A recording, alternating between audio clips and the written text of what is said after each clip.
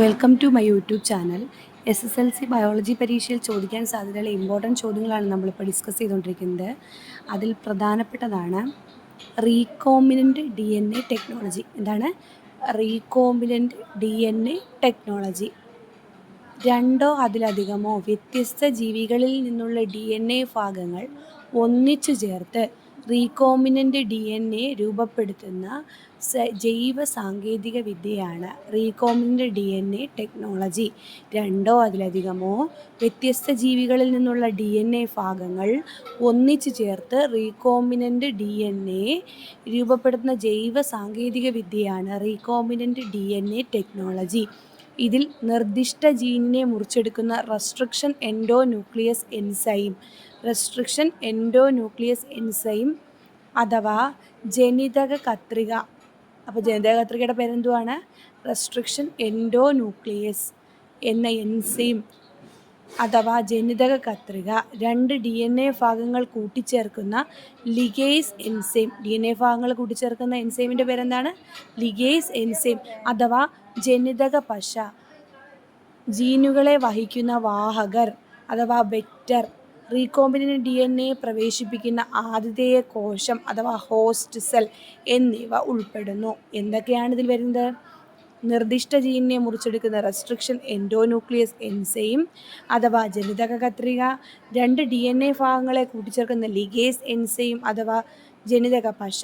ജീനുകളെ വഹിക്കുന്ന വാഹകർ അഥവാ recombinant DNA പ്രവേശിപ്പിക്കുന്ന ആതിഥേയ കോശം എന്നിവ ഉൾപ്പെടുന്നു. ബാക്ടീരിയയിലെ പ്ലാസ്മിഡ് വൃത്താകൃതിയിലുള്ള DNA. ബാക്ടീരിയയിലെ പ്ലാസ്മിഡ് അഥവാ വൃത്താകൃതിയിലുള്ള DNA, ചില വൈറസുകൾ എന്നിവയാണ് ജീൻ വാഹകരായി ഉപയോഗിക്കുന്നത്. ജീൻ വാഹകരായി ഉപയോഗിക്കുന്ന ആരെയാണ്? ബാക്ടീരിയയുടെ പ്ലാസ്മിഡ് അല്ലെങ്കിൽ ചില വൈറസുകളെയാണ് ജീൻ വാഹകരായിട്ട് ഉപയോഗിക്കുന്നത്. എപ്രകാരമാണ് റീകോമ്പിനൻ്റ് DNA ടെക്നോളജി വഴി ജനിതക ഘടനയിൽ മാറ്റം വരുത്തുന്നത് നോക്കാം. അതിനായിട്ട് നെക്സ്റ്റ് പേജിൽ നമുക്ക് ഒരു ചിത്രം കൊടുത്തിട്ടുണ്ട്. നമുക്കത് നോക്കി തന്നെ പഠിക്കാം. ചിലപ്പോൾ ഈ ചിത്രം തന്നിട്ടായിരിക്കും നമുക്ക് ചോദ്യങ്ങൾ ചോദിക്കാൻ സാധ്യത. ഓക്കെ, മനുഷ്യ DNA എടുക്കുന്നു. അത് അഭിലഷണീയമായ ജീനിനെ മുറിച്ചെടുക്കുന്ന ആരാണ്? നോക്കിക്കേ, ജനിതക കത്രിക അല്ലേ? ജനിതക കത്രിക ഉപയോഗിച്ചിട്ട് മുറിച്ചെടുക്കുന്നു. മനുഷ്യ ജീൻ ഉൾച്ചേർത്ത പ്ലാസ്മിഡിനെ ആതിഥേയ കോശത്തിലേക്ക് പ്രവേശിപ്പിക്കുന്നു. അതിന് ബാക്ടീരിയയുടെ പ്ലാസ്മിഡ് എടുക്കണം. ആ പ്ലാസ്മിഡിനെ മുറിക്കണം. നിശ്ചിത ഭാഗം നീക്കം ചെയ്യണം. മുറിച്ചെടുത്ത മനുഷ്യ ജീനിനെ പ്ലാസ്മിഡിൽ കൂട്ടിച്ചേർക്കണം. അപ്പോൾ ആർക്കാ പ്ലാസ്മിഡ് ഉള്ളത്? ബാക്ടീരിയയ്ക്ക്. അത് ഇവിടെ വച്ചിട്ട് കൂട്ടിച്ചേർക്കണം. എന്നിട്ട് മനുഷ്യജീൻ ഉൾച്ചേർത്ത പ്ലാസ്മിഡിനെ ആതിഥേയ കോശത്തിലേക്ക് പ്രവേശിപ്പിക്കുന്നു. അപ്പോൾ ഇത്ര കാര്യങ്ങളിലൂടെ മനുഷ്യ DNA എടുക്കുന്നു. അതിലേക്ക് ബാക്ടീരിയയുടെ പ്ലാസ്മിഡിൻ്റെ നിശ്ചിത ഭാഗം മുറിച്ച് പ്ലാസ്മിഡിൽ കൂട്ടിച്ചേർക്കുന്നു.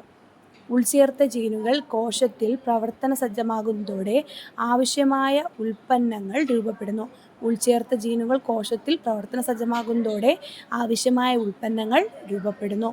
ഇതാണ് റീകോമ്പിനൻ്റ് DNA ടെക്നോളജി. എന്തിനാണ് നമുക്ക് ഈ ഒരു റീകോമ്പിനൻ്റ് DNA ടെക്നോളജി ചെയ്യുന്നത്? ജീനുകളെ കോശത്തിൽ പ്രവർത്തന സജ്ജമാകുന്നതോടുകൂടി നമുക്ക് എന്താണ്? ജീൻ മാറ്റം അല്ലേ സംഭവിക്കുന്നു, ജനിതക മാറ്റം സംഭവിക്കുന്നു. അതാണ് ഘട്ടങ്ങൾ എന്ന് പറയുന്നത്. ഓക്കെ, എൻസൈം എന്താണ് ചെയ്യുന്നത്?